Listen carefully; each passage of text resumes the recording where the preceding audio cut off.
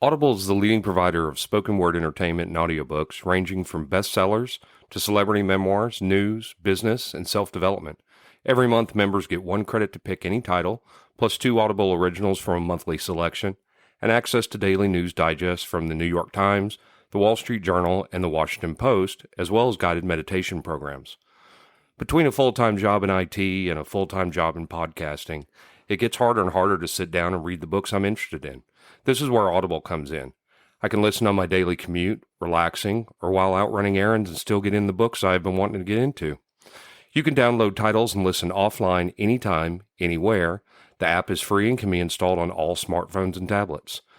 Now you can try Audible risk-free with a special 30-day free trial by visiting audibletrial.com/nerdery and murdery. That's audibletrial.com/nerdery and murdery. Don't let your busy life get in the way of that great book you've been wanting to read. Go get your free trial of Audible today. This podcast is sponsored by BetterHelp. This is Geoffrey, and we've talked about many times before that I experience problems and struggles with my mental health, and really without a healthy mind, being truly happy and at peace is hard. The good news is therapy does work. It's helped for me, but what is therapy exactly? It's whatever you want it to be.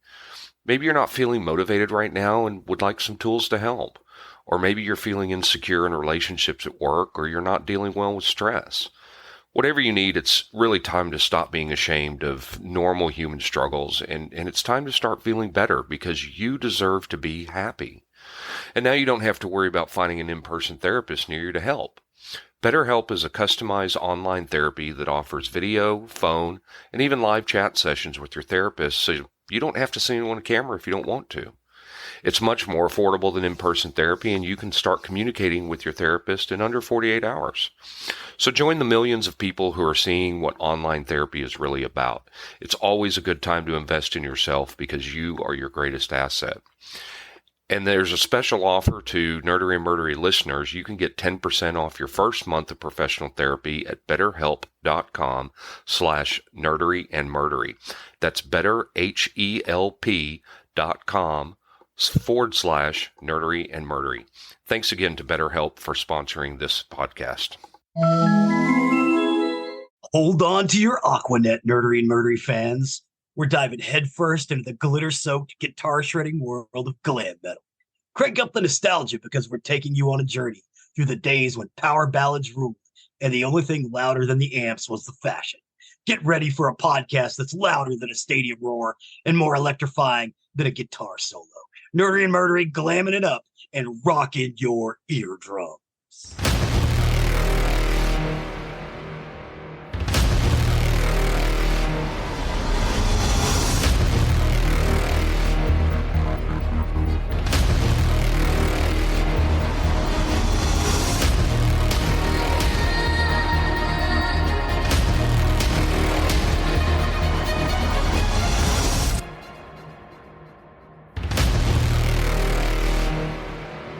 Awesome. Welcome to episode 127 of Nerdery Murdery.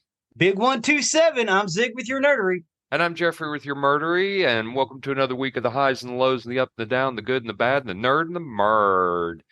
And we have again with us 2 special guests. We have Mike from 2 Geeks and a Microphone. Hello, all you metalheads out there.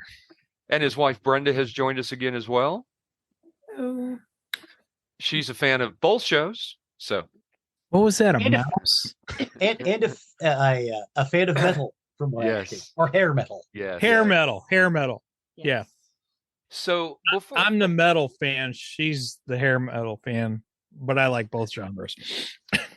Before we get into it, I have to take an aside and get on my soapbox and my complaint box for a minute.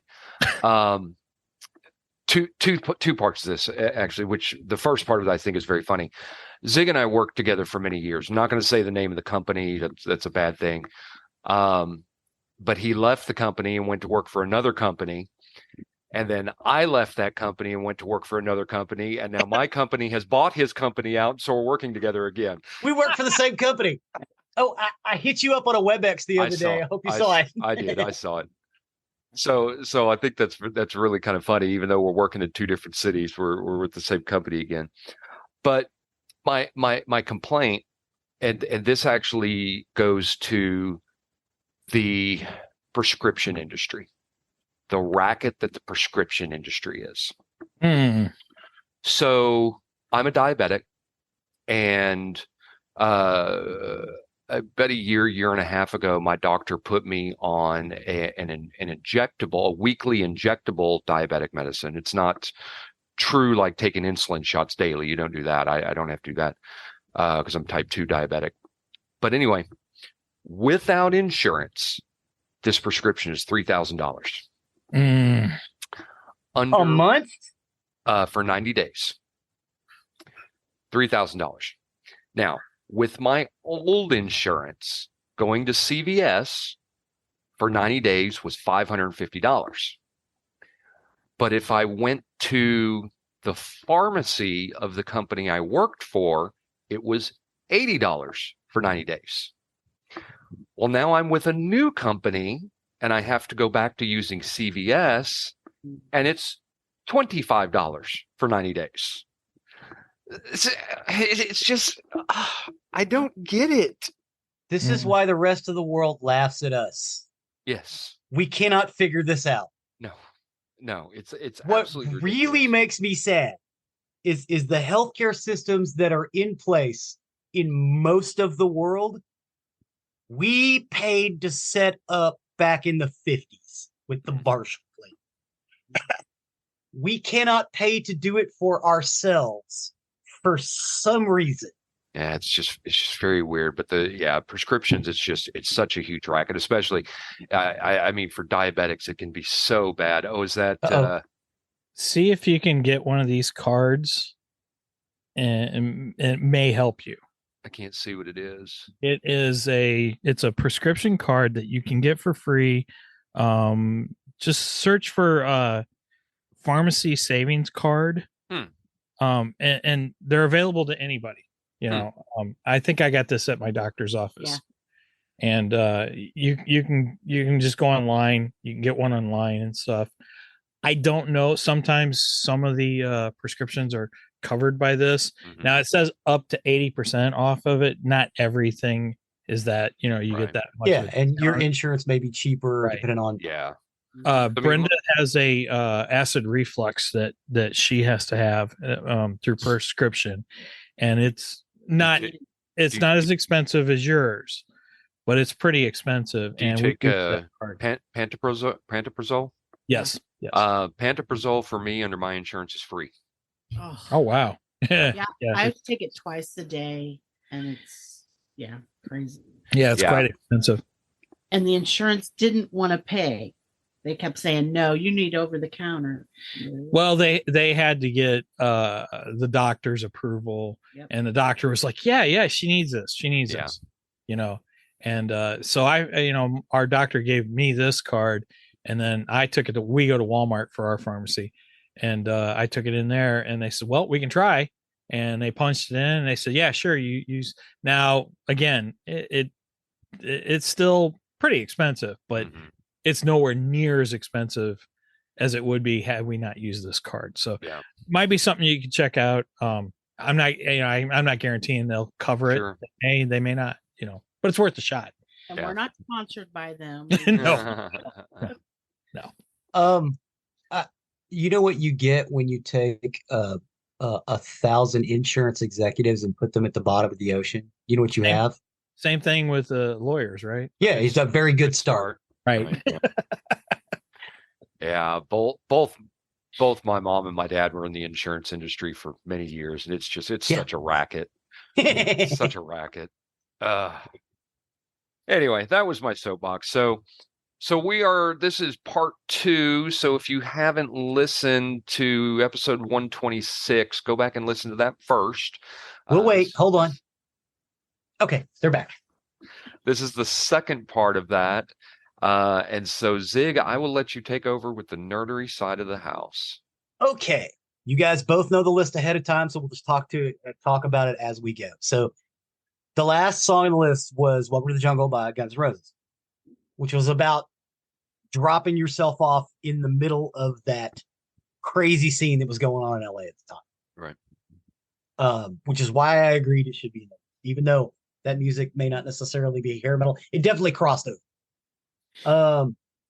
That was Guns N' Roses. Guns N' Roses formed out of the blending of two bands, Hollywood Rose and LA Guns. I want to actually talk about LA Guns because they reformed after all that rigmarole. So LA Guns. Oh wow, look at Bust your all nose. of my nose. They just jumped around. LA Guns is an American glam metal band from Los Angeles, formed in '83.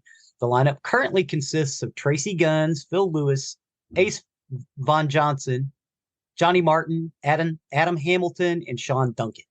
The first incarnation of the group was formed by Tracy Guns and Rob Gardner in '83 and merged with fellow Los Angeles group Hollywood Rose to form Guns N' Roses, which is why the band is called Guns N' Roses. Right. Rose, LA Guns. In March of '85. After only a brief tenure in the band, Guns reformed LA Guns with a new lineup consisting of Paul Black, Mick Cripps, Robert Stoddard, and Nikki Alexander. The song I picked for this list is the Ballad of Jane. I like this tune. I really don't care for anything else by LA Guns. The Ballad of Jane is the only one I like. That's why I picked it. You guys could probably speak more to LA Guns than I could. Not really. I had never heard LA Guns or Hollywood Rose separately. I think they're better as Guns N' Roses. I was not a fan of this song.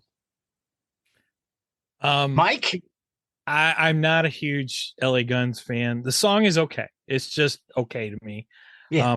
I do think we saw LA Guns open for someone.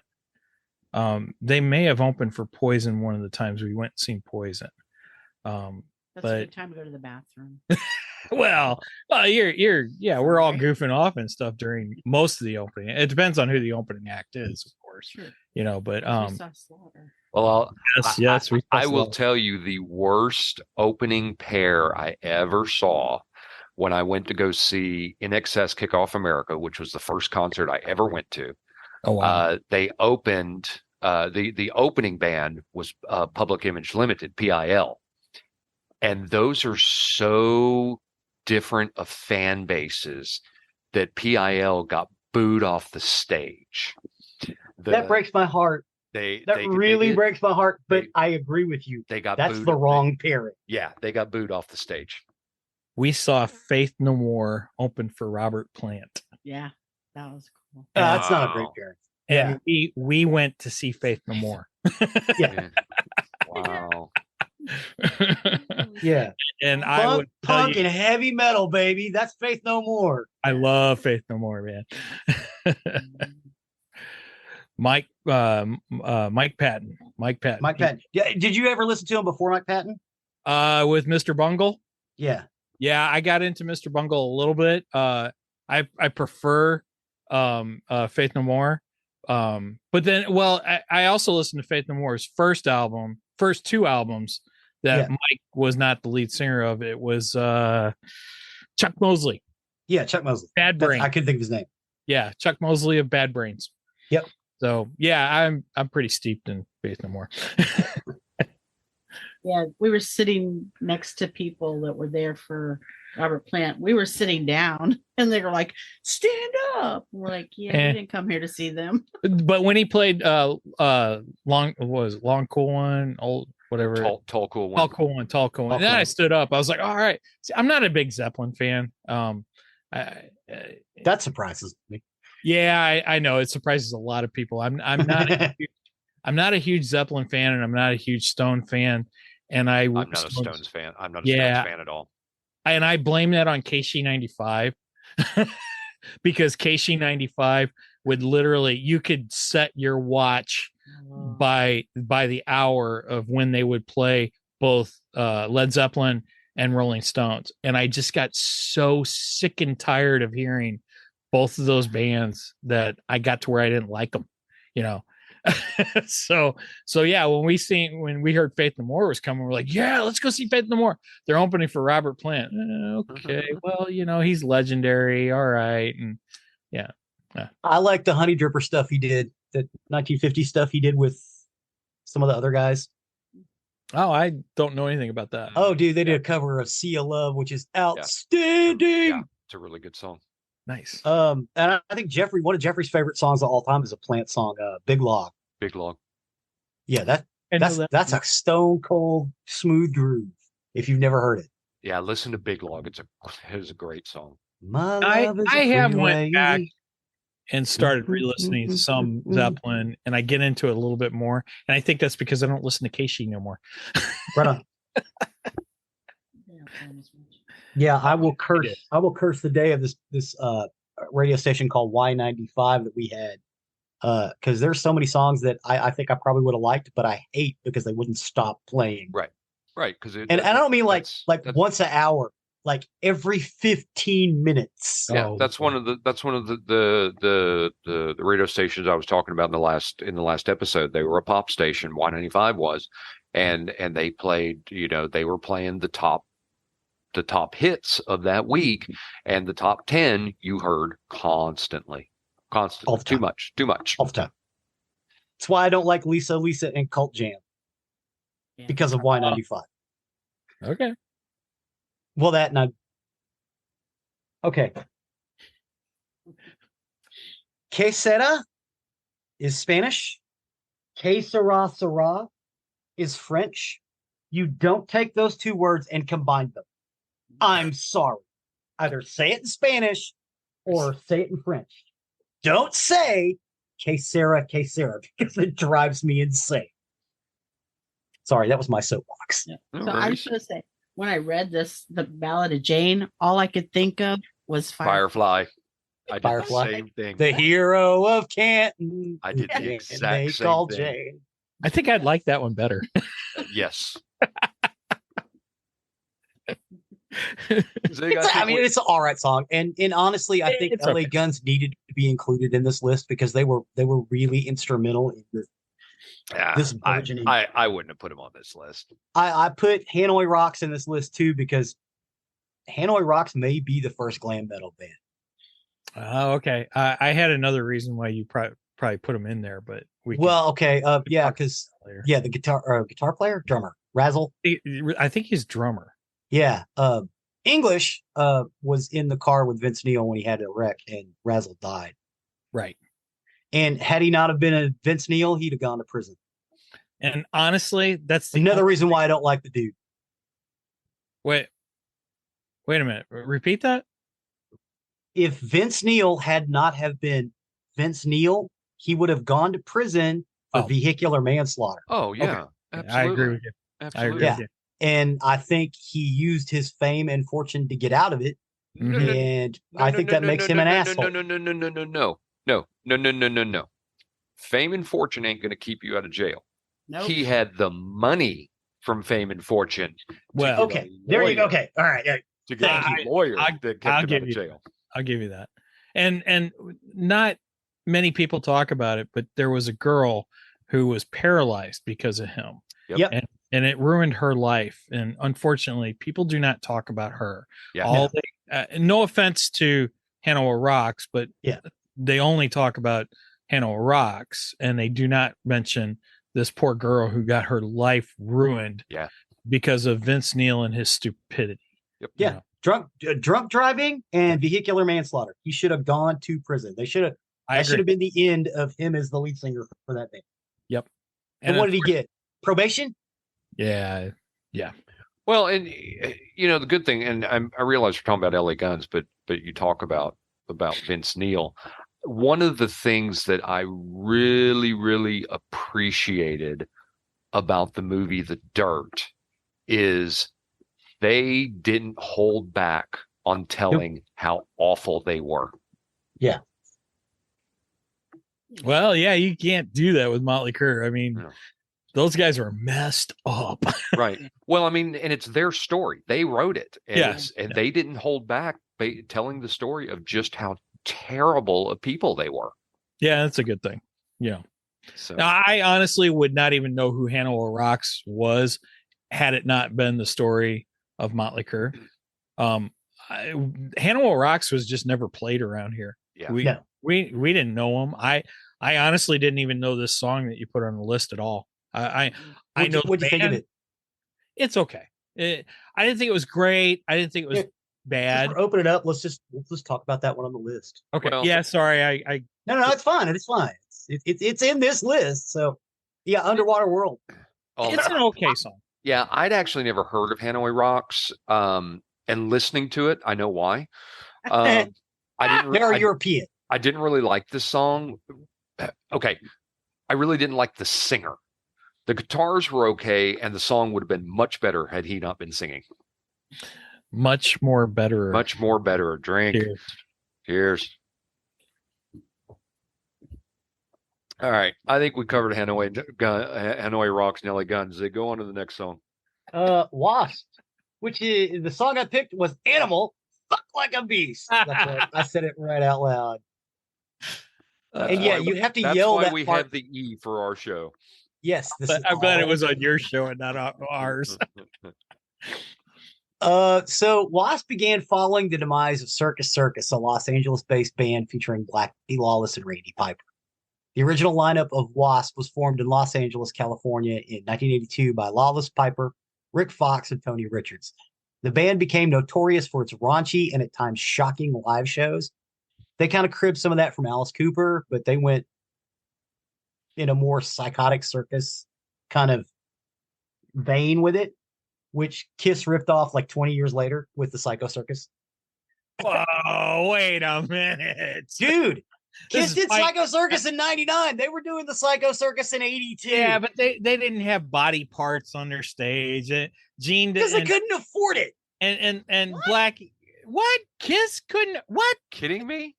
You I know who Kiss is? I thought, okay, I'm with you now. Dude, Kiss I didn't understand what you were saying. They could buy all of us. Right. I thought you meant that Wasp didn't have body parts on the Hell, stage. Tommy Thayer, who's a hired hand of Kiss, could buy us. Right. Yeah. They wipe their butt with money. Blackie Lawless don't come anywhere near as far as money goes. Well, no. This money is actually linen. Well, okay. Sorry, I work in the bank. Yes. Hey, that's gross. So yeah, so this Psycho Circus thing that kind of stopped, and then they started doing something a little darker with the body parts. So that's when they started Wasp, and their debut single was "Animal, Fuck Like a Beast." There was, and it was exceedingly controversial. Go figure. You think maybe it might be in the title, right? Right. They could have just called it "Animal." No. No. Blackie is going all out. He's not. Yes, he is. The man wore a saw blade over his crotch. Okay. Yes. It's on the album cover.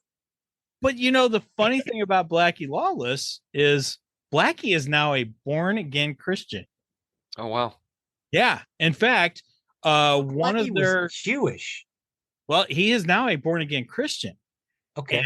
And in fact, his album from 2016, I believe, it's called Golgotha, and it's about the crucifixion and everything.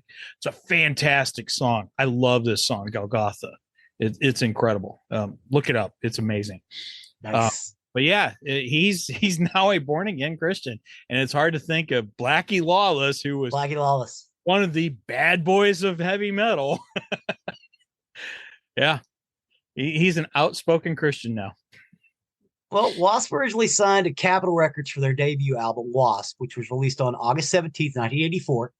The debut was at one time planned for release with the title Winged Assassins, the band's first single. Animal was omitted from the album in the United States to prevent it from being banned by major chains. Wasp was accompanied by the band's first world tour performing with numerous bands such as Kiss, Iron Maiden, Metallica, Dokken, Crocus, Helix, Quiet Riot, and Armored Saints. And they fit in with every one of those bands too. Yes, they do. Yes, they do. Now, shortly afterwards, the band made an appearance in the 1984 film The Dungeon Master. And on the soundtrack to Ghost Warrior's song Tormentor, they played a little opening of Animal in Dungeon Master. We discussed Dungeon Master as one of those weird sci-fi movies that no one remembers. Except me. You didn't tell what their name actually means. Their name is an acronym. It's not white Anglo-Saxon Protestant. Their name actually means we are sexually perverted. Well, okay. Then yeah, that fits right in with the right, exactly. With the saw blade codpiece. Blackie was he was pretty much a genius when it come to marketing. Oh my God. I think he took a lot of lessons from Kiss in that. He took a lot of lessons from Alice Cooper. Mm-hmm. But yeah, the man knew how to market. He knew how to go for shock value. That was his big thing. You know that Alice Cooper, his father was a Baptist preacher. Yes. And his father took a lot of grief in the church because he supported Alice. Yeah. He supported everything they were doing when they were when he was the band the Spiders. Yeah, I believe his original band was the Spiders. I believe and his father was a big proponent of them. He took a lot of grief in the church. Alice is also a now born again Christian. Yep. Outspoken. Well, Alice always was. I mean, his whole thing was showmanship more than anything else. Sure. But he's had his drug and alcohol days. Oh, yeah. Yeah, he used to drink a lot. In fact, I was telling Brenda this morning, we were discussing this morning the fact that Alice had told in one story how he would have a beer when he went to sleep. He would have a beer on the nightstand. So before he even opened his eyes when he woke up in the morning, he could grab the beer and take a drink of the beer before even opening his eyes. If you've never seen it, one of the best behind the MTV Behind the Musics was the one over Alice Cooper. It was phenomenal.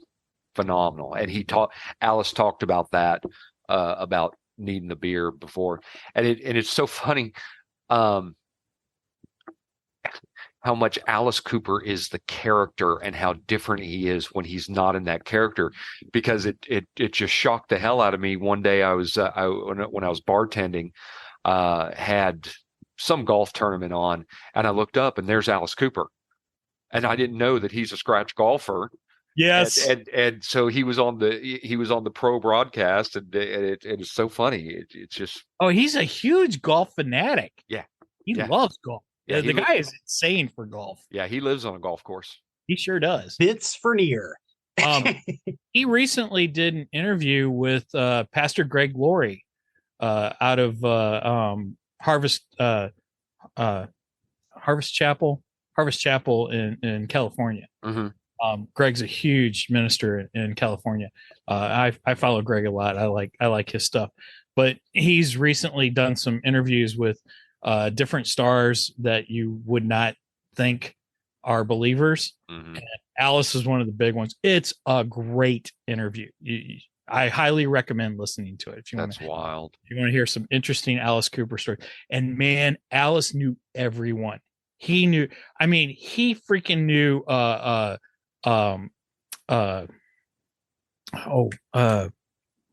Three Stooges.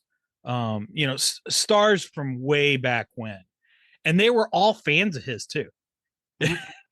Alice he's got an amazing dude. He's doing vaudeville. Alice Cooper has always done vaudeville. That's what all the vaudeville guys would tell him. They're like, your show is what we did. This is what we did. You know, except you're doing music. That's the only difference. And he's that's the instead of brass, he has electric guitars. But there is no difference. You go to okay, so there's two kinds of vaudeville. You've got vaudeville and you've got burlesque. Most people think burlesque is a strip show. It is not. It's an adult vaudeville show. Mm-hmm. It just doesn't exist here anymore. Alice saw Kiss when Kiss first started, and he was quoted. They asked Alice, "So what do you think of Kiss? And he goes, they're 4 Alice Coopers. So Which what I would take that as a compliment. so what we've taken out of this, we should have left LA Guns out and put Alice Cooper on this list. Disagree. And it Disagree wholeheartedly. and it should have been Poison. Disagree wholeheartedly. Well, disagree wholeheartedly. Since Cooper is not. Alice Cooper is his own thing. Since Jeff is always right, I'm gonna agree with Jeff. There we go. Oh God. All right, Zig. Next song. Photograph by Def Leppard. Yes. I think Def Leppard is awesome. Uh-oh. I hear a butt up until Hysteria. What? Hysteria was not okay. Hysteria is not Def Leppard. Hysteria, not Pyromania. Pyromania is still Def Leppard. Hysteria is a Mutt Lange album. Okay. All right. And everything after that is Mutt Lange. So the thing about Def Leppard, which is really cool, they are one of the very few British hair bands. Yes. Pyromania was a big hit for them. Yes. It was. Yes, and a good album. But Hysteria was even bigger. Yes, Hysteria. it was. Hysteria is also a pop album, not a hair metal album. Yes. Hysteria is the one that brought them from heavy metal into mainstream. I would say Hysteria is a pop metal album. Yes. Not a pop album. It's a pop. Hysteria is a pop album. It might as well have been Lisa and Cult Jam. Well, no.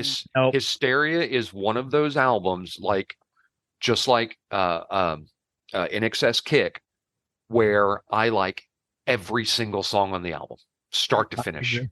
I'm not saying I dislike the album. It got overplayed here. It did get overplayed, but I still loved it every single time I heard it. I do like several of the songs on Hysteria. It's not a Def Leppard album. It's a Mutt Lange album. I totally disagree with you. I do too. Pyromania, that's a Def Leppard album. I'm not arguing with that. Pyromania is a fantastic album. I love Pyromania. It's great. I love High and Dry. That's an amazing Def Leppard album. High and Dry's a good album. But On Through the Night, I like that one. Hysteria took them to heights that they never would have attained without that album. Yep. Agreed. And they became a true super group. Oh, yes. Yes. They were not a super group with Pyromania. Hysteria, they were a super group, household name. Everyone knew the name. Yes. And so was Rick Astley. It doesn't make him any less lame. Oh. Here's where the fight's going to start. Yeah, you ain't kidding, man. I think Hysteria is... But matter of fact, Geoffrey and I had this conversation in an episode once. I went to because I heard Women. I thought, Women, that's a cool song. I like Def Leppard. I liked Pyromania. I'm going to go buy this cassette. I went with somebody else. I think it was my cousin. I bought the cassette for Hysteria, popped it into my thing. I'm listening to it, and he's got a Depeche Mode, and I went, trade you. I had it for one day. You traded Def Leppard for Depeche Mode? Yeah, I traded it for Music for the Masses, and I still do not regret that trade to this day. Your parents drop you on your head? Yes, a lot. Yes. Repeatedly. A lot. It does not mean that Hysteria was not basically Rick Astley with heavy guitars. No. I think we're going to take a vote. Yeah. Zig, you're voted out on this one. You lose this vote. But Def Leppard's Photograph is a great song. It is a great song. No one's arguing with that. Yeah. Okay. That's why I included it. Nobody is arguing with that one. I love Photograph. Great. Right. I think that whole Pyromania album is great. So we're right and Zig's wrong. Yes. I agree on that one. We'll move on to the next song. Yeah, we're gonna have some disagreements on this next one. I'm gonna take this next one. Even though I just want to say on the next one, it's about Paul Stanley's dick. No, you earned it for me. Okay, go ahead. And it's not about Paul Stanley, it's about Gene Simmons. Okay. It's Kiss's Love Gun, and it's about Gene Simmons' dick.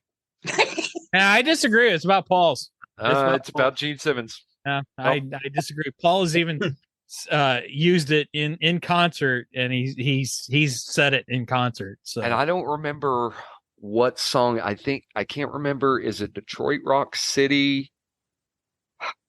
It's one of the ones they play live all the time. I think it's Detroit Rock City. Detroit Rock City, they play all the time. And you hear the crowd at the end of it screaming, "We want Dick! We want Dick!" Yes, listen. No. Yes. Dude, I've been to numerous Kiss concerts. I've never heard. I just heard it yesterday. I think you're hearing things. That's what it sounds like. Well, what do you got in your drink over there? I just got Diet Coke this time. I've got Diet Pepsi. I will say this. I think as far as hair songs go for Kiss, I think "Lick It Up" may have been more of a hair metal song. I agree. Yes, this was not the song to put on this list. I mean, really, especially for us fans, what's not to like about Kiss? Well, love Kiss, but there was a better song on here. Yep. I'm wearing my colors, so Kiss has been my favorite band since I was 7 years old. The two things I loved when I was 7 was Kiss and Star Wars. My mom thought I would grow out of them, and to this day, I still haven't grown out of either one of them. I would disagree with Love Gun being on this list. I love Love Gun. Yep. Fantastic song. Don't get me wrong. And I love the album. It's a great album. But I would put either Lick It Up, Lick It Up, on Fire, Heaven's on Fire, maybe even Crazy Nights. Heaven's on Fire, Lick It Up. Yeah, Crazy Nights. Yeah. I don't know. They're more heavy metal songs, right? That was so weird. And Heaven's on Fire came off the Unmasked album.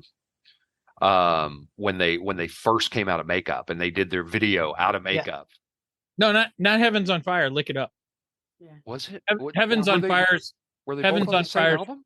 No, Heaven's on Fire is Animalize. Yeah,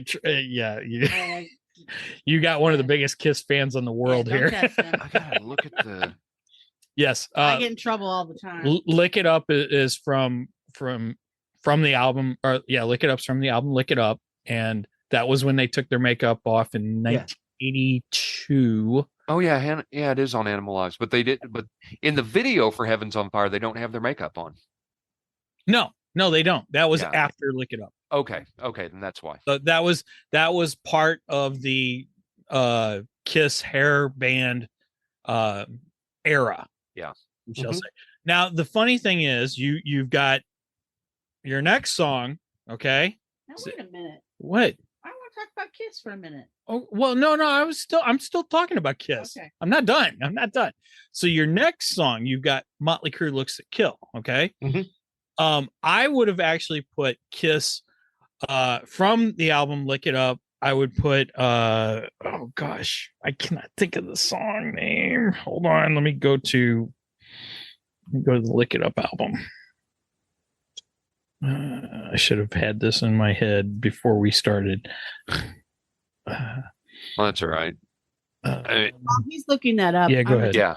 When I was pregnant with Megan, we went to a Kiss concert, and oh my gosh, she kicked the entire time. And I was like, either she really likes this band or really doesn't. That was in 96 during the reunion tour, by the way, when the 4 originals were back.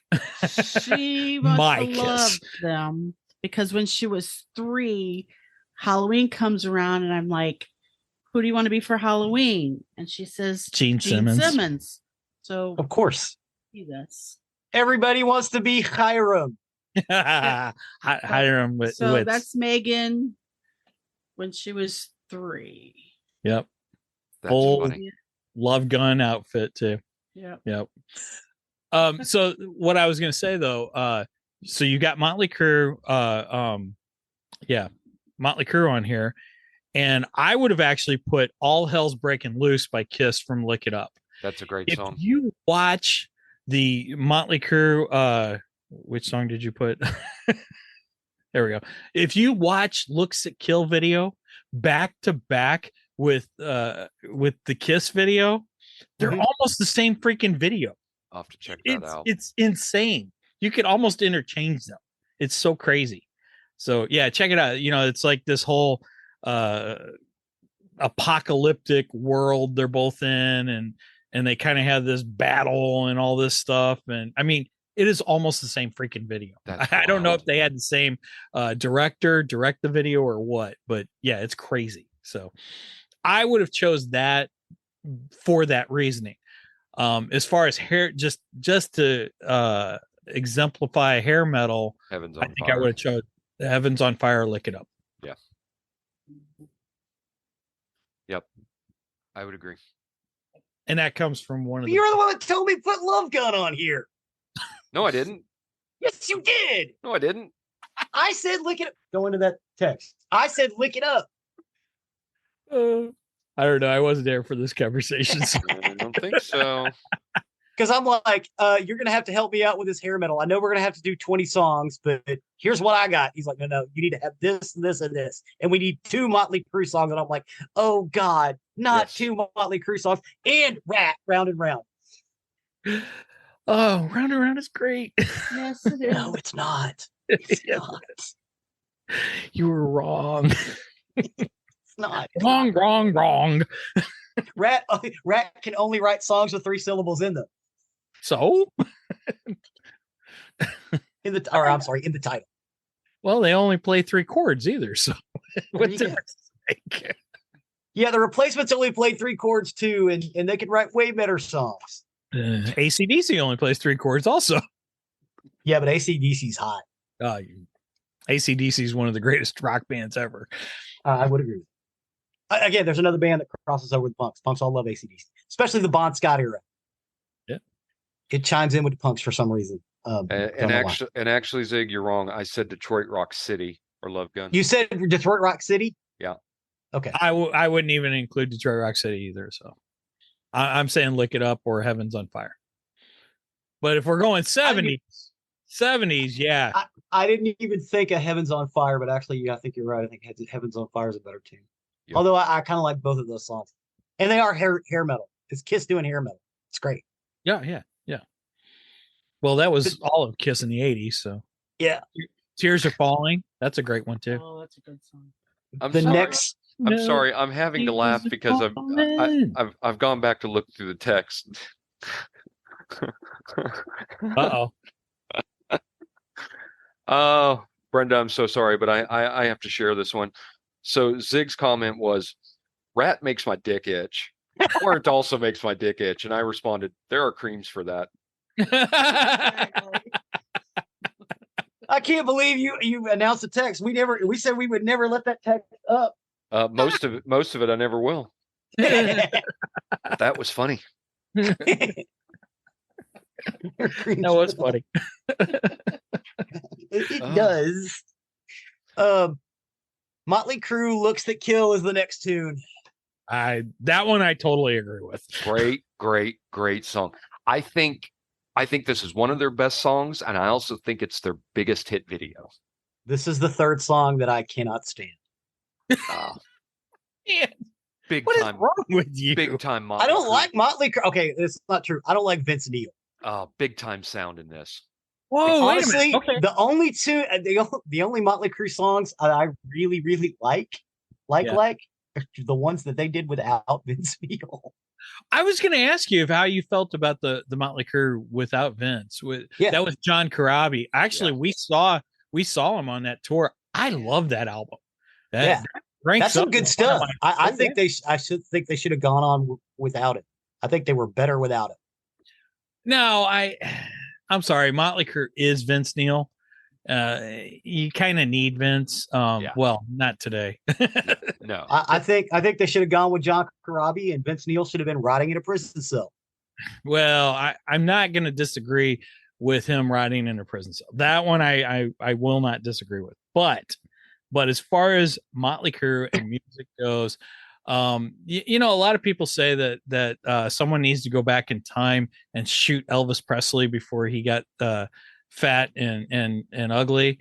I kind of feel the same way about Vince Neil. Yeah. They should go back in time and shoot him right after Dr. Feelgood. Wow. Yep. I said it. Sorry. Don't disagree. I don't disagree. Because that would leave us with Vince at his best, and we don't get any crap after that. Yeah. Although I gotta say, I did like Tattoo. Tattoo was a good album. Like from Fantasy Island. Yeah, well, I like him too, but Get paid. Blade, boss. Hervey Villages. No, they had an album called Tattoo, which Tommy had left the band at that point, and they had Randy Castile of Ozzy Osbourne fame. Yeah. And that was, we saw them on that tour, and I was super excited because I was going to get to see Randy behind the drum kit for Motley Crue. And then Randy got sick, and that was when the drummer from Hole took over for him. So, and she was okay. She was all right, but I really, really wanted to see Randy Castile. So, and then unfortunately we lost Randy. He passed away. Another great rocker that we've lost. Mm-hmm. So many of them, man. Not to put the show on a downer. No, you're fine. You're fine. The next song out of my list is Hanoi Rocks, Underwater World, which we already talked about. Yep, go on. Yep. I will say this: a lot of people have cited them as an influence. Guns N' Roses, Skid Row, Poison, as a heavy influence. Even though the band it didn't play real big over here, a lot of those guys were influenced pretty heavily by Hanoi Rocks and stuff that they were doing in as far back as '79. I would agree with the connection. You're right, especially Motley Crue. Motley Crue has always credited them as one of their inspirations, we shall say. But again, I wouldn't know about them had it not been for the Motley Crue story. Right on. All right, the final band in both of our lists is Tesla and Love Song. That's not the final band. We've got 1, 2, 3, 4. We've got way more. Oh, so I do. I'm sorry. My notes jumped. There's a big gap in my notes. Was that it? Did we get like the extra edition? Yes. Well, I don't know. Does it mentioning my dick itching anywhere in there? Because if so, you may have. There are several songs that were thrown around. Tesla is an American rock band from Sacramento, California. It formed in late '81. Bassist Brian Wheat and guitarist Frank Hannon formed a band named City Kid, which evolved into Tesla. By 1984, vocalist Jeff Keith and guitarist Tommy Skioch and drummer Troy Lucetta had joined the band, forming the classic lineup. Tesla rose to fame during the hair metal boom of the 80s. Their debut album, Mechanical Resonance, was released in '86, which produced 2 hit singles, Modern Day Cowboy and their cover of Little Susie. The band's second album, The Great Radio Controversy, peaked at number 18 on Billboard 200, producing the top 10 single Love Song. During the height of popularity of the MTV Unplugged, the band recorded and released their third album, the live acoustic album, 5-Man Acoustic Jam, which was huge.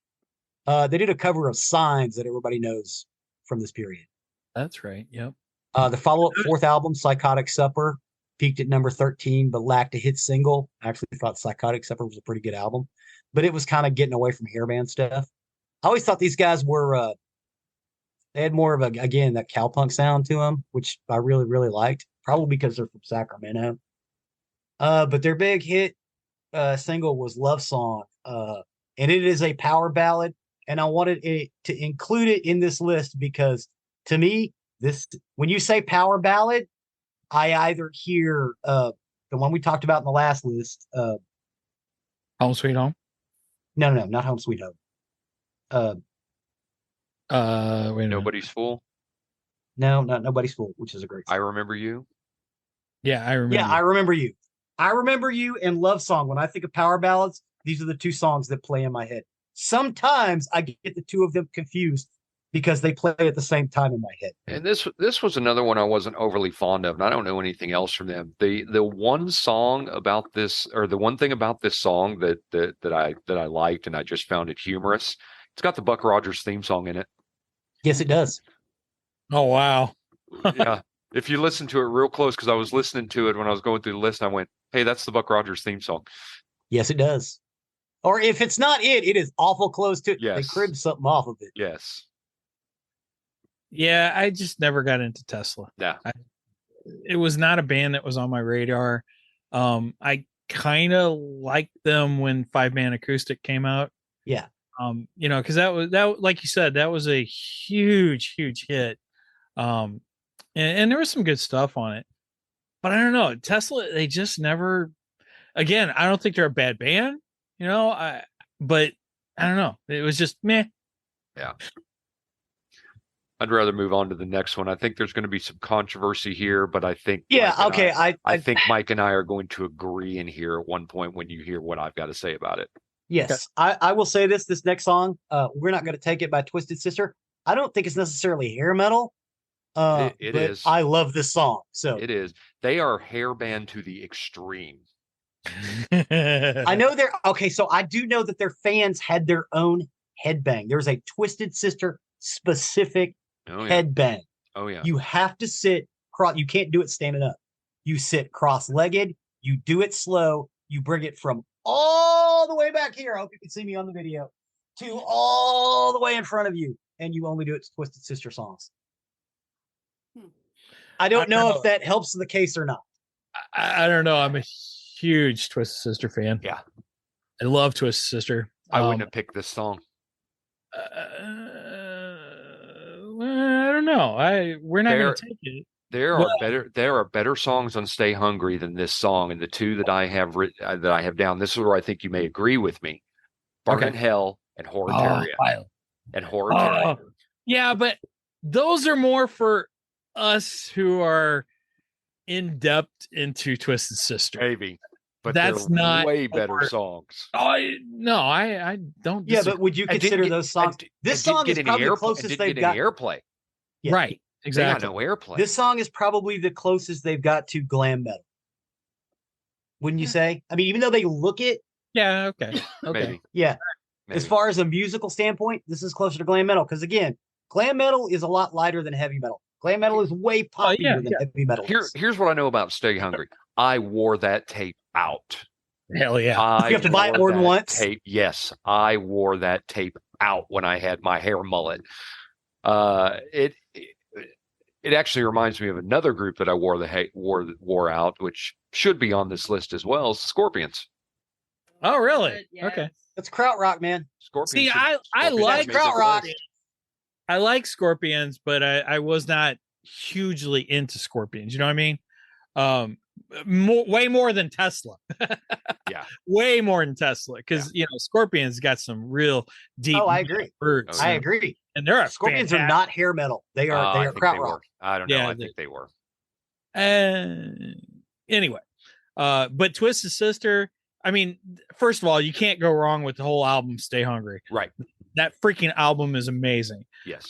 Along with Twisted Sister Under the Blade, Twisted Sister, what was the black album? The album with the black cover. Their logo looks like it's in steel. Oh gosh. And I'll have it here in just a minute. You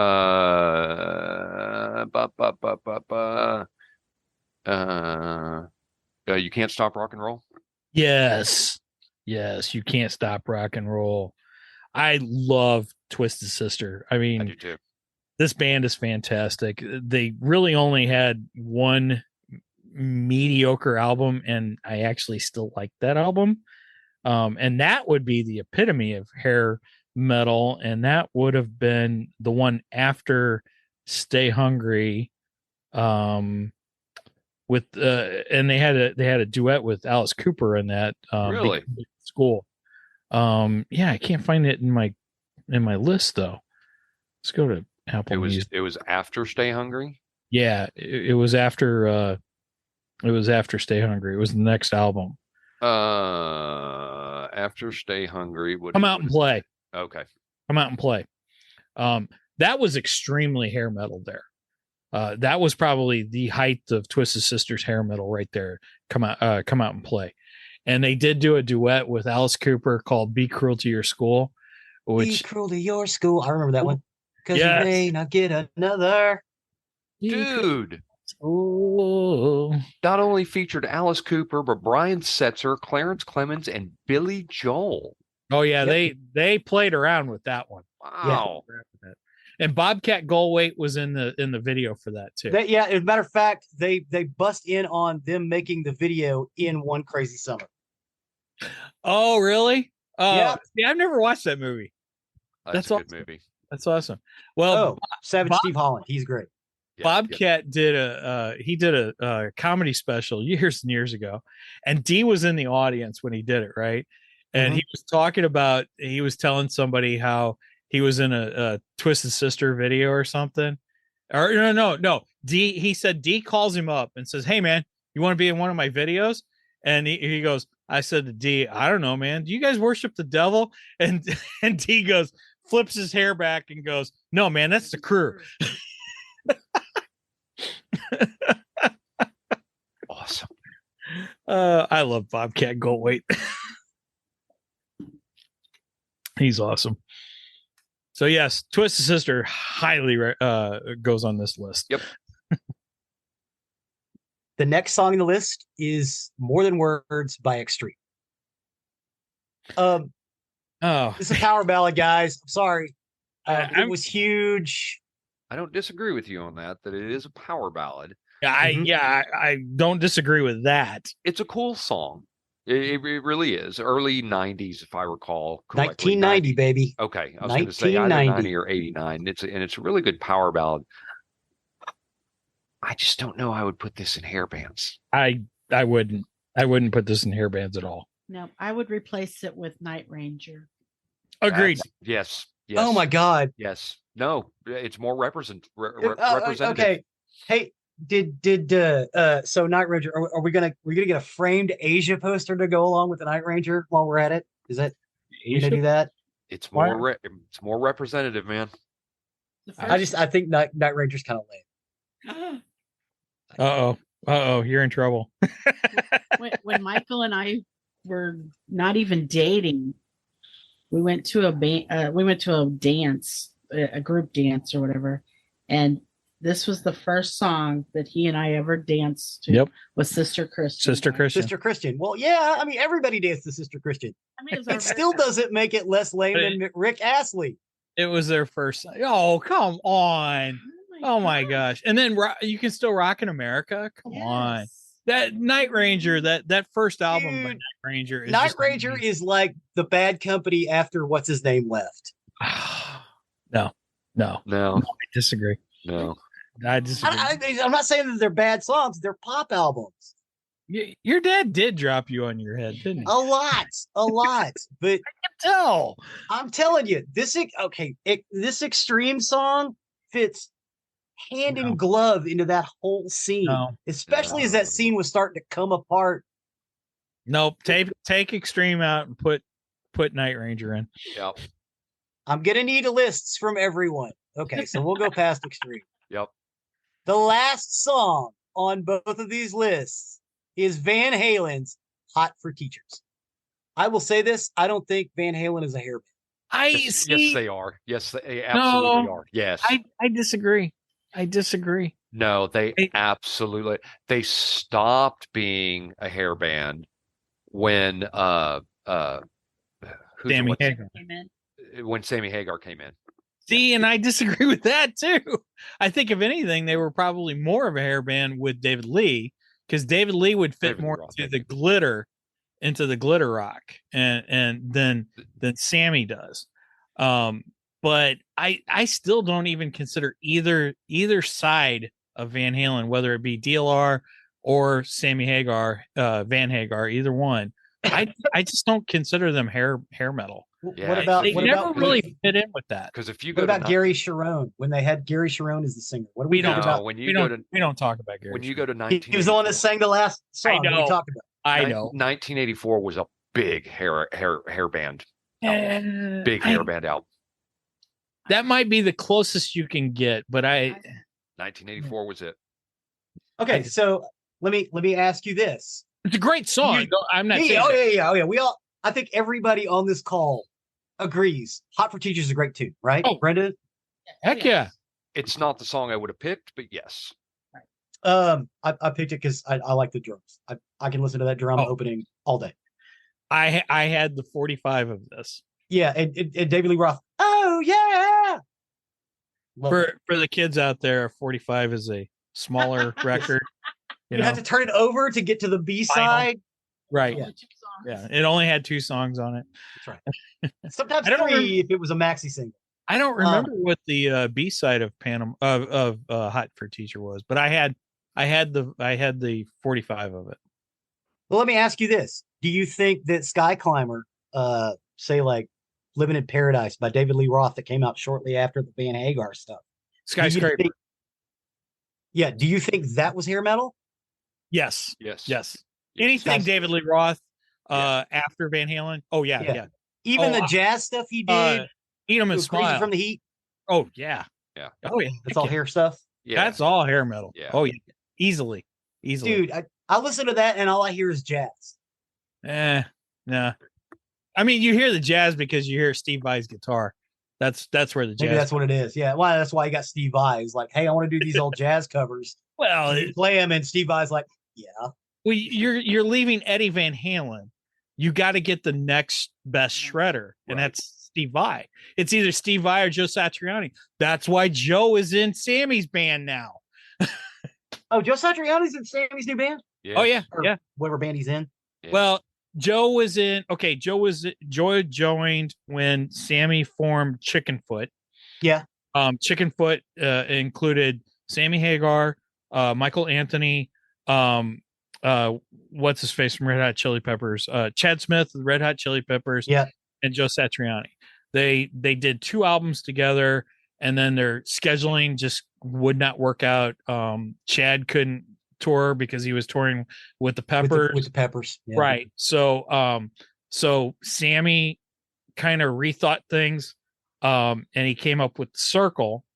So with the Circle, it's Sammy Hagar, Michael Anthony, Vic Johnson, and Vic was in Sammy's Wabo's band, which Vic is he's a great guitarist too. You can't, Vic is another one who's underrated, that nobody knows who he is, and he should get a lot of credit. And then they got Jason Bonham, John Bonham. Well, I mean, we can't get a drummer. We'll get Jason Bonham, a guy who was actually born to play the drums. Right. Exactly. So yeah, you fit yourself. Sammy fits. He surrounds himself with some of the best musicians in the freaking world. Yes, he does. He's not an idiot. No. Well, and now, we never talk about this, but Sammy Hagar is not a bad guitar player. Oh, he's not. He's not. Now, he's no Eddie Van Halen. Well, no, but and he'll tell you that. Right. Which saying Eddie Van Halen, which is why there's a different song I would have had in this list. And it's a double song that should be played just like In Excess Tonight and Mediate should be played back to back. Eruption and You Really Got Me. You have to play those together. Okay. I will not disagree with that. Eruption is phenomenal. Oh yeah, I wouldn't disagree that you have to play those together. Yeah. I would disagree that those fit in hair metal, though. Oh, I think they still are. That's just straightforward rock and roll. I mean, that's Van Halen. Like Acadaka. Van Halen's first 2 albums are just straightforward rock and roll. Some of the best rock and roll in history, honestly. I love Van Halen and Van Halen 2. They're just amazing albums. I think you'd be closer to put some of the tracks from 5150 with Sammy in here. I would even argue maybe I Can't Drive 55 by Sammy Hagar. Yeah. OU812 is definitely hair metal. I don't know. Yeah, I don't know that I would put the definitely on the front of that. Yeah, I think 5150 is closer than OU812. Yeah. 5150 is closer, but I have a hard time putting that into hair metal. I don't know. I just have a hard time putting Van Halen in hair metal. Not that there's anything wrong with Van Halen. There's nothing wrong. Again, I think everybody agrees. Van Halen's great. Hot for Teachers is great. Oh yeah, amazing song, beautiful. Okay. And that is it for my 27 pages of notes for these two glam and hair metals. Awesome. 2 long episodes because we still got to get into the murdery.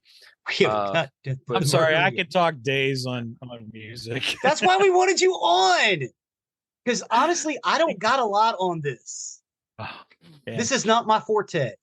Oh, hey, before we move on to Jeff's side, I wanted to interject something about your metal episode.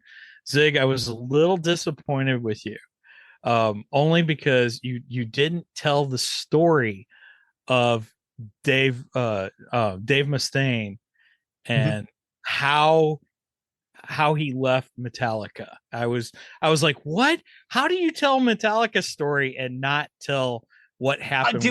I thought we told it when we talked about Megadeth. Did we not? I don't remember. Well, I don't remember. I think so. I don't think so. So Dave Mustaine, he was originally in Metallica, and those were the really drinking days for Metallica. Yeah. Those guys were just drunk all the time. Yeah. And Dave did not get along with James and Lars. The three of them, they just did not mix whatsoever. So they all got drunk one night, passed out, and then the band and their manager got up before Dave Mustaine did, and they freaking left him. They just Yeah, I didn't. Okay, I did not tell the story because I didn't know this story till just. Oh yeah. So they just got up and left. They got up and left. He had no idea. They were gone. Wow. They're like, you're not only fired, we're leaving your butt here. Wow. That sucks. Yeah.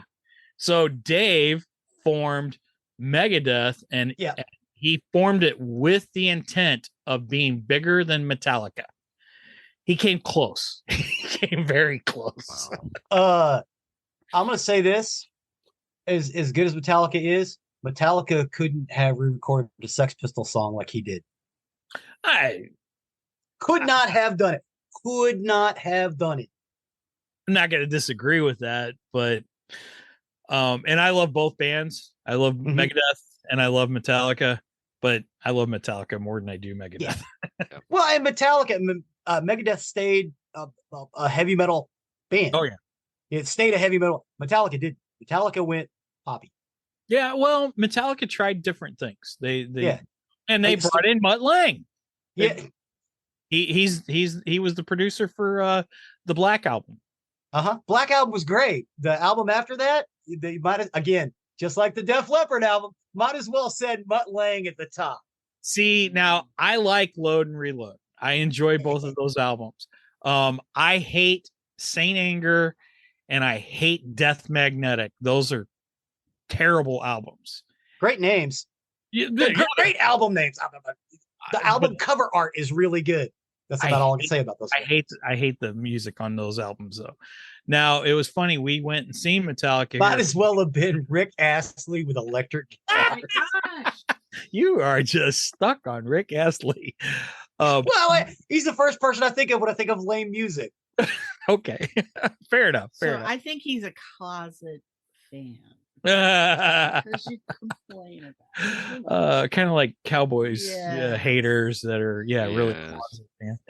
But and I hadn't listened to the latest Metallica album called 72 Seasons, and we went and seen them in concert here a few weeks ago. And then of course they played some tracks off the new album, and I was like, I might have to give this a shot. I love the new album. The new album good.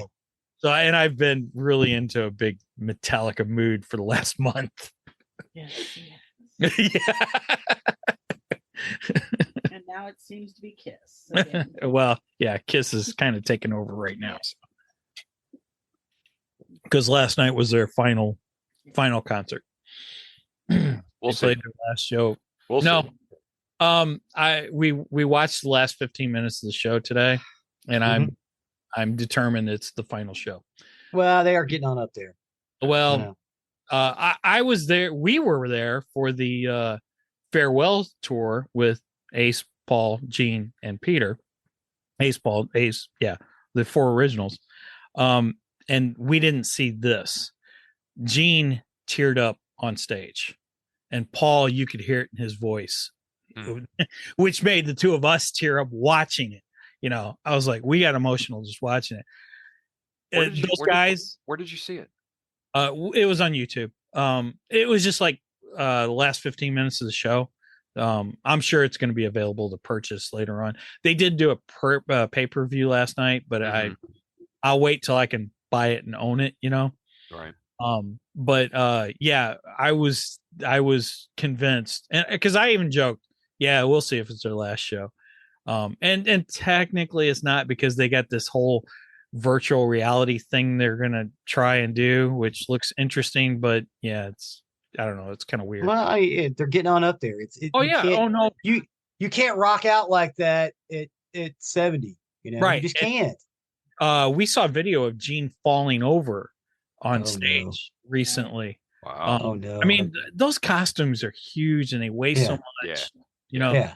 But when I seen Gene, he's got tears in his eyes. Mm-hmm. I'm like, this is it. They're done. Oh. Gene doesn't do that. Gene. No. So, hang on. I have to grab this. Homeboy grew up in Haifa. Yep. You know, during all of the troubles that were going on in Haifa. Yep. Nice. I can't read it all.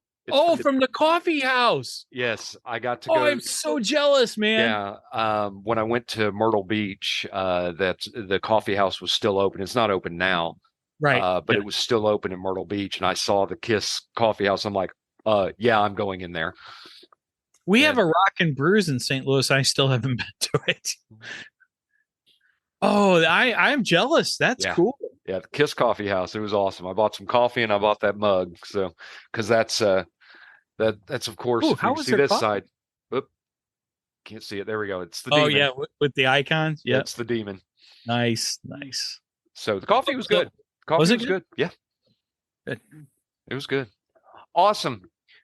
All right, so Zig, thank you again for taking us down another musical journey. We appreciate it. It was a good two-parters.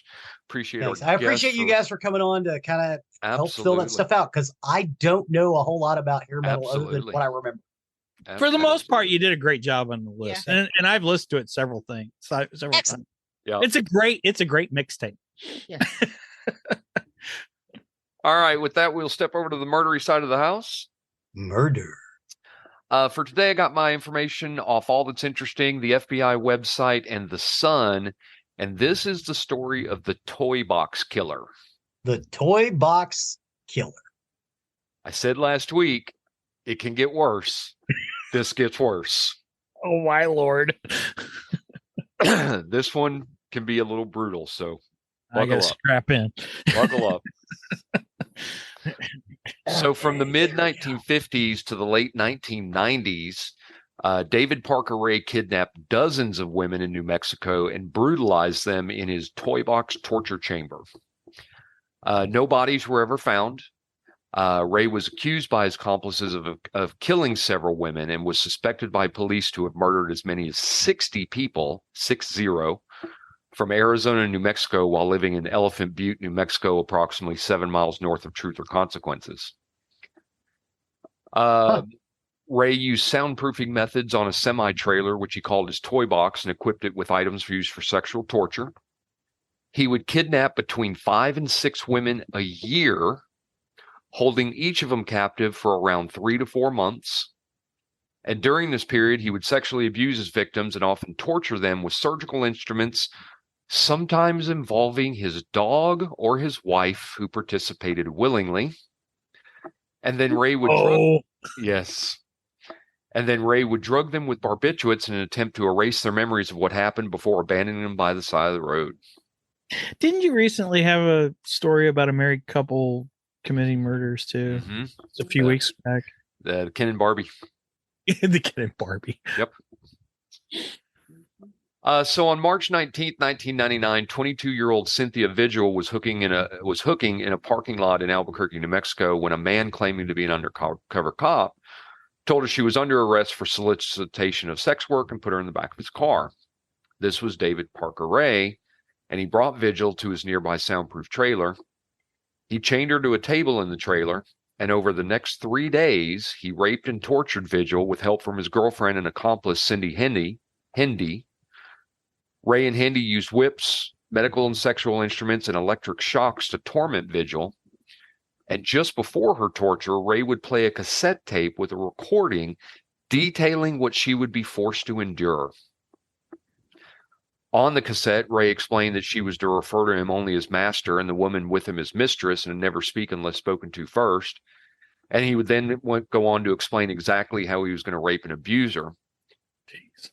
Vigil did say in a later interview, the way he talked, I didn't feel like this was his first time. It was like he knew what he was doing. He told me I was never going to see my family again. He told me he would kill me like the others. On the third day of her imprisonment, while Ray was at work, Hendy accidentally left the keys to Vigil's restraints on the table where she was chained up. Seizing the opportunity, she lunged for the keys and freed her hands. Hendy did catch her and attempted to stop her escape, but Vigil was able to stab her with an ice pick. Good girl. She ran out of the trailer naked, wearing only an iron slave collar and padlock chained, and in desperation, she knocked on the door of a nearby mobile home. The homeowner brought Vigil inside and called police, who promptly arrested both Ray and Hendy and learned of their many sickening crimes. Wow, it's like 50 Shades of Grey from hell. Yes. Yeah. Yes. I'd like to say at this point, the S&M community does not condone this sort of thing, No. and they are not for it. No. So David Parker Ray was born on November 6, 1939 in Belen, New Mexico to father Cecil Leland Ray, who was a native of Oregon, and his mother Nettie Opal Parker, who had been born in Texas. During his childhood, Ray and his younger sister Peggy Pearl Ray lived with his mother's disciplinarian parents, Russell and Dorothy Parker, Dolly Parker, on a small ranch due to their poor financial condition. He was sporadically visited by his violent alcoholic father, who would supply him with magazines depicting sadomasochistic pornography. If you want to raise serial killers, beat your kids. Yeah. Show them porn. Yeah. Be terrible to them. Yeah. Drink, beat them up, show them crazy porn when they're like 5. Yeah, it's great. That's how you make a serial killer. As a young boy, Ray was bullied by his peers and his shyness around girls. These insecurities eventually drove Ray to drink and abuse drugs, and he had sexual fantasies of raping, torturing, and even murdering women that were developed during his teenage years. When Ray was 14 years old, his sister saw his sadomasochistic drawings and pornographic pictures of bondage practices, and as a result, Ray and his sister became estranged.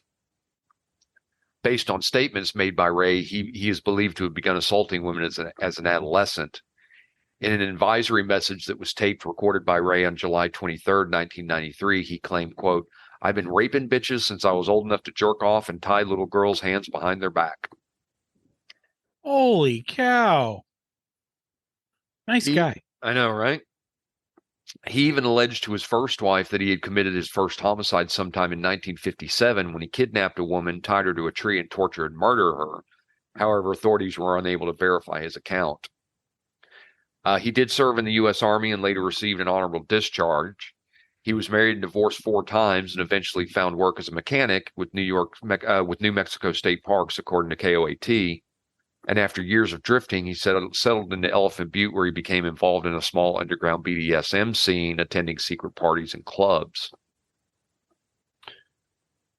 So Ray met 37-year-old Cindy Hendy, who worked at a state park in Truth or Consequences, who was fleeing convictions on grand theft and drug charges in Washington State. They became romantically involved and bonded over their shared violent sexual fantasies. And in a 1993 recorded message, Ray told his captives they would be forced to sexually serve Hendy as well. To this day, it's unclear when Ray began his crime spree, but they believe it started at some point during the 50s. And it only came to light after the escape of Vigil. Had she not escaped, he would have continued on for longer. Nobody would have known. After arresting David Ray for the abduction of Vigil, the police quickly obtained a search warrant to search his home and trailer.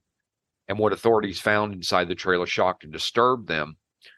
Ray's toy box contained a gynecologist-type table in the middle with a mirror mounted to the ceiling so his victims could see what horrors were going to be delivered upon them.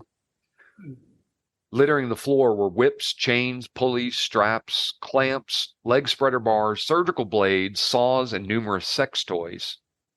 It's thought that he terrorized many women with these tools for many years to help with the help of accomplices, some of whom were alleged to have been several of the women he was dating.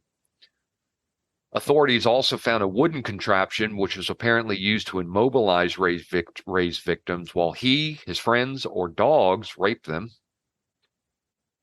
Chilling diagrams on the walls showed different methods for inflicting pain. He even made an 18-point instructional guide titled Psychological and Physical Procedures Initial Handling of the Captive Personal Fetish, and it was taped to the wall of the torture chamber. A sign cops found on the inside wall of the trailer read Satan's Den. And there was also a homemade electrical generator to electrocute his victims. In total, Ray is believed to have spent over $100,000 on the trailer, fitting it with sex toys and torture devices. Reportedly, Ray constructed Wait, hold on. He had spent $100,000. Why not buy a house? I'm just saying. Trailer's mobile. Oh, yeah, that's true. Please continue.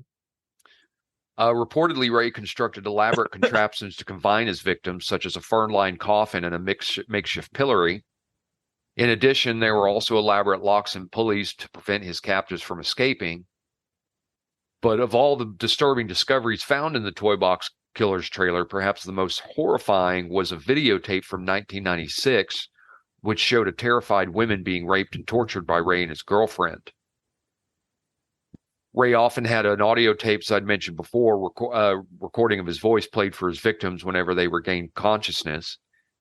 In the transcripts of the tapes, Ray detailed how he would occasionally release his captives after severely drugging them to induce amnesia to prevent women from reporting the assaults.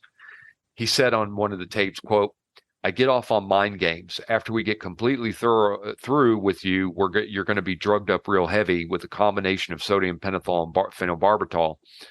They are both hypnotic drugs that will make you extremely susceptible to hypnosis, auto-hypnosis, and hypnotic suggestion. You're going to be kept drugged a couple of days while I play with your mind. By the time I get through brainwashing you, you're not going to remember a fucking thing about this little adventure." Wow. I was on phenobarbital for 7 years. Man. I had seizures when I was a little kid, and I had to take them till I was like 12, from like 5 to 12. I can tell you there are gaps in my memory from that time. Mm-hmm. Yeah. Yeah, I can see why that would make it. And it's to this day, I still can't take medication. Wow. Because it really messes me up. That's why I can't smoke weed. It messes me up. I mean, like full on panic attack. Phenobarbital is no joke, guys. No. Well, amidst the publicity of the arrest of Ray after his abduction of Cynthia Vigil, another woman came forward with a similar story. Angelica Montano was an acquaintance of Ray's who, after visiting his house to borrow cake mix, had been drugged, raped, and tortured by Ray, and then she was left out on the highway in the desert. She was eventually picked up by an off-duty law enforcement officer and told him what happened, but he didn't believe her and left her at a bus stop. What? Well, how many of these have we talked about where somebody has gone to the police and the police don't believe them? Yeah. No, you don't know what you're talking about. Oh my God. Thank you, Barney Fife. She also later called the police about the incident, but they didn't follow up. So as I had said before, Ray drugged his victims while tormenting them using sodium pentothal and phenobarbital, so they couldn't properly remember what happened to them if they survived the torture. But now, since Vigil and Montano were willing to testify to Ray's crimes, the case against the Toy Box Killer grew stronger.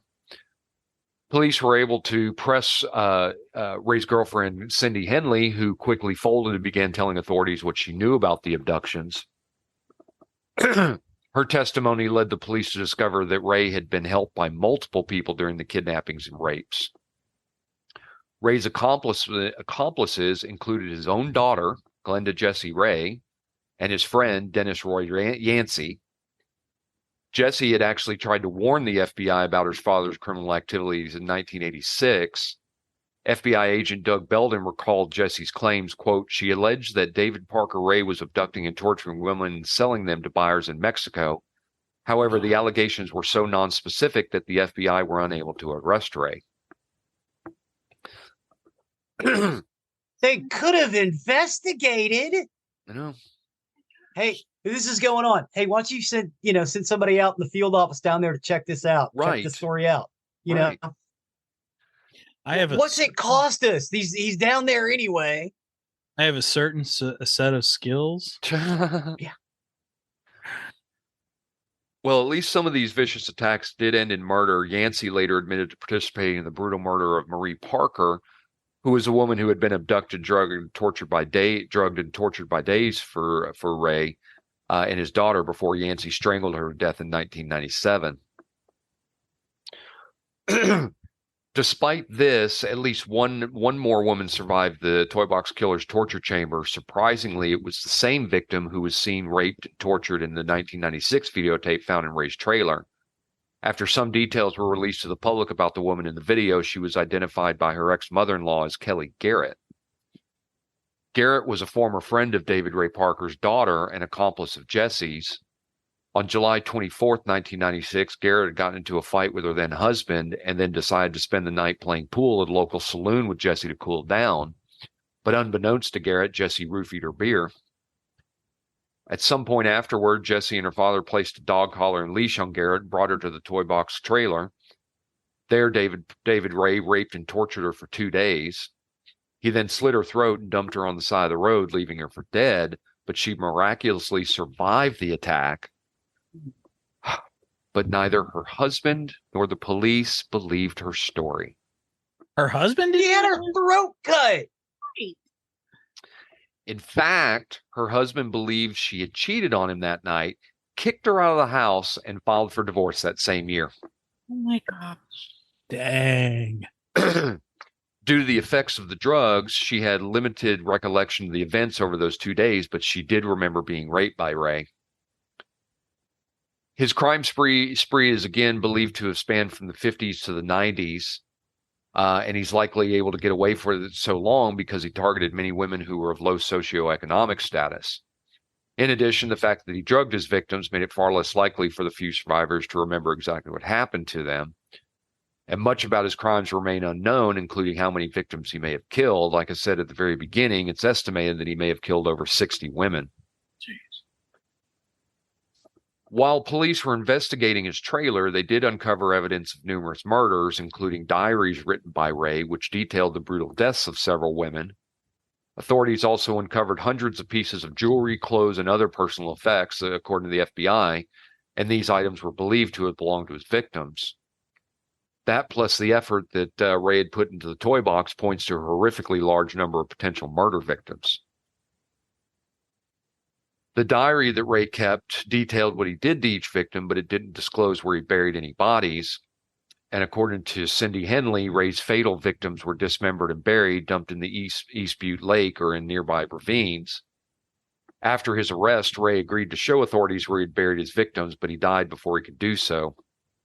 And despite all the evidence, authorities were unable to create additional cases. Although both Hendy and Yancey identified areas they believe Ray disposed of the bodies, police never found any human remains in any of those locations.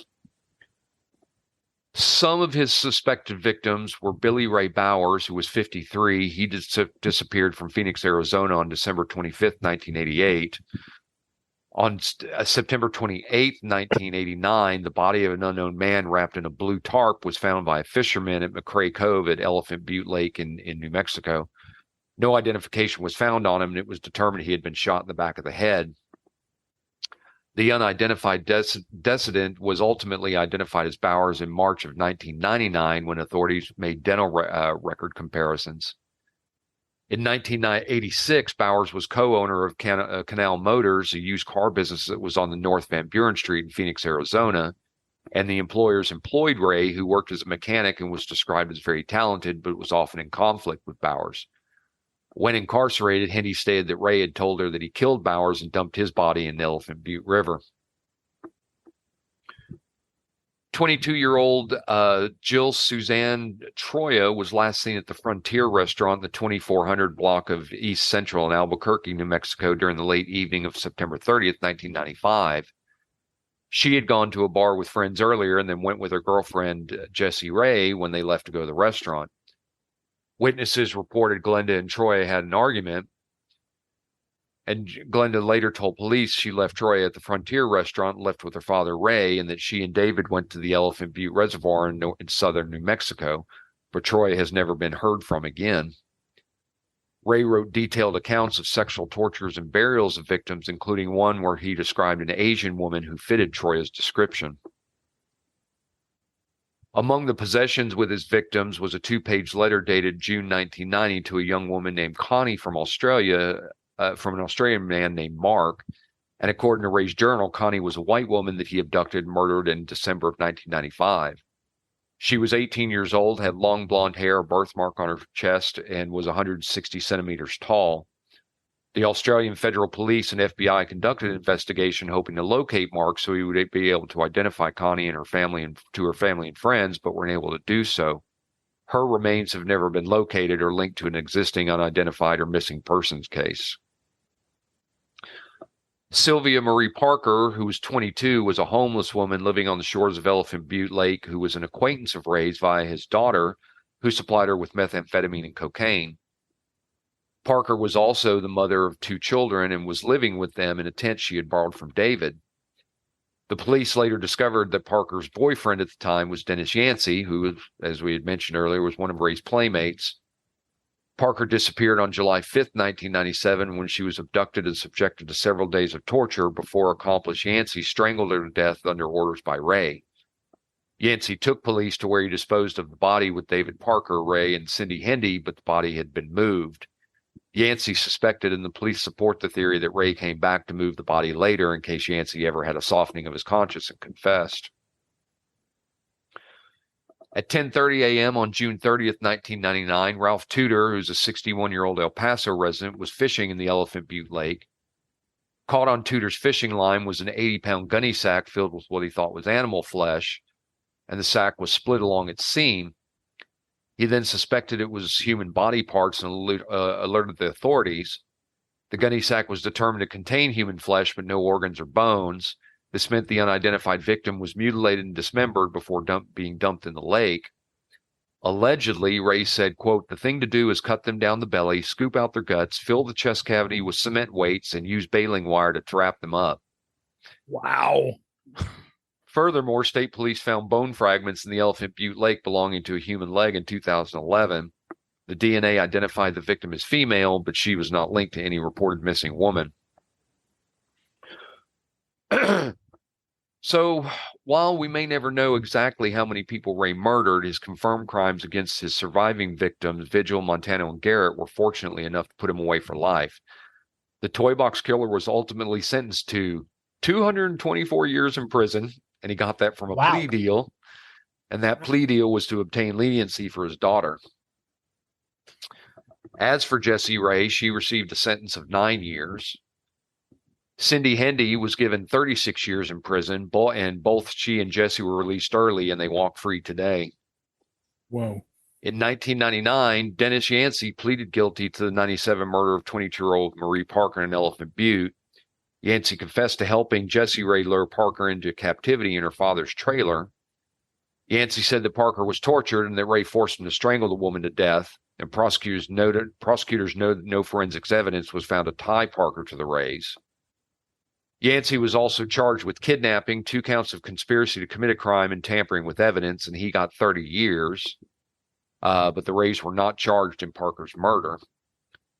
In 2010, Yancey was paroled after serving 11 years in prison, but the release was delayed by difficulties in negotiating a plan for residence. At 3 months after his release in 2011, Yancey was charged with violating his parole, and he was remained into custody, where he remained until 2021, where he served the rest of his original sentence.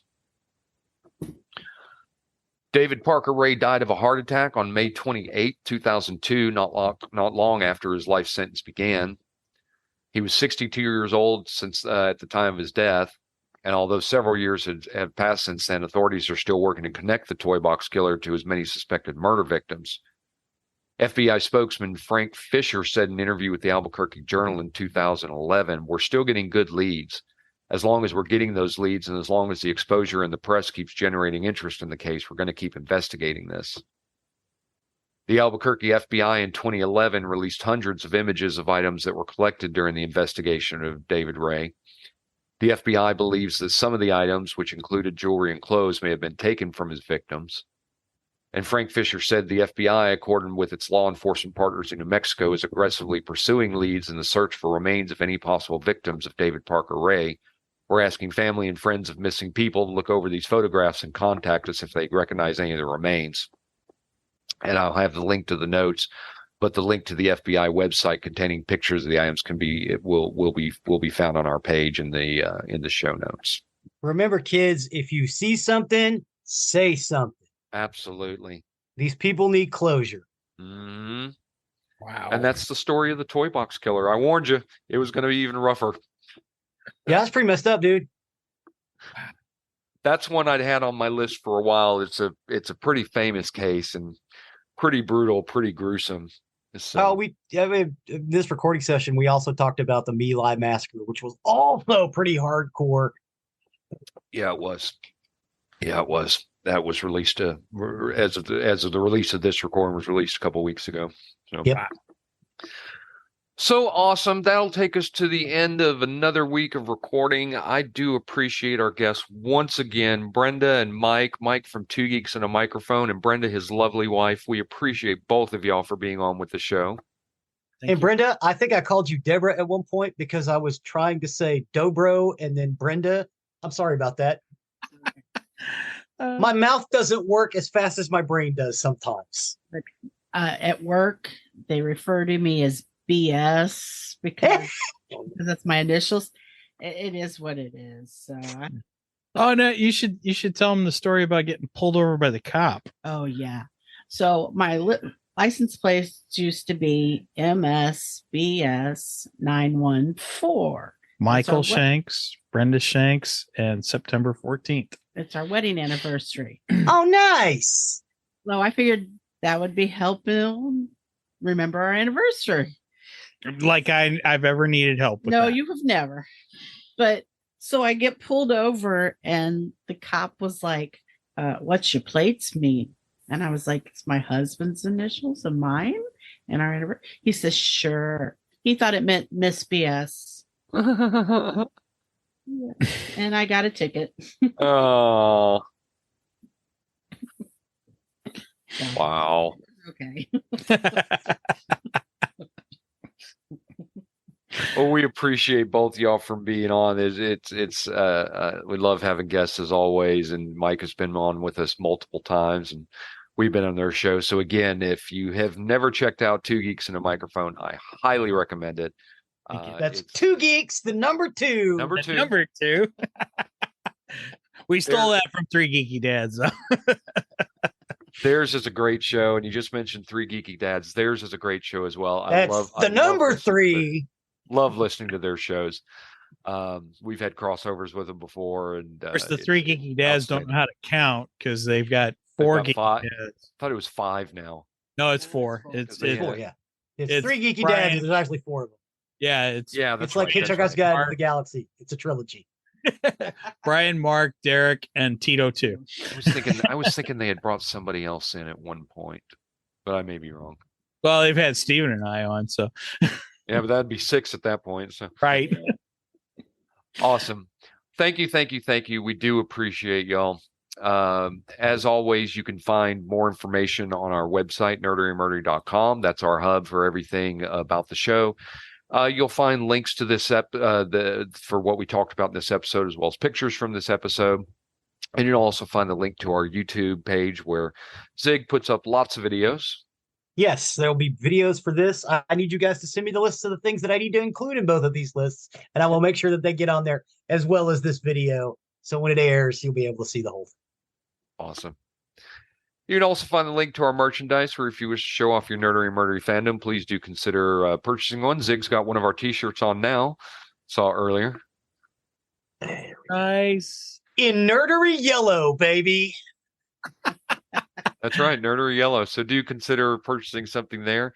That, along with our patron, does help us with the cost of our show. There are costs that are associated with keeping us running, keeping us on the air. It's not free, and we need some help with that. So please do, if you want to purchase some merchandise or become one of our patrons. We appreciate each and every one of you. Please and thank you. Please and thank you. And last but not least, please don't forget to leave a 5-star review wherever you can. It really helps us and helps others find our content that may be looking for the stuff that we're talking about. So for our final recording of this week, we went really long. We'll let Mike and Brenda sign out. Well, for 2 Geeks and a Microphone, I've been Mike. And I'm his wife. Zig. And I'm Zig with your nerdery. And I'm Geoffrey with your murdering. Music.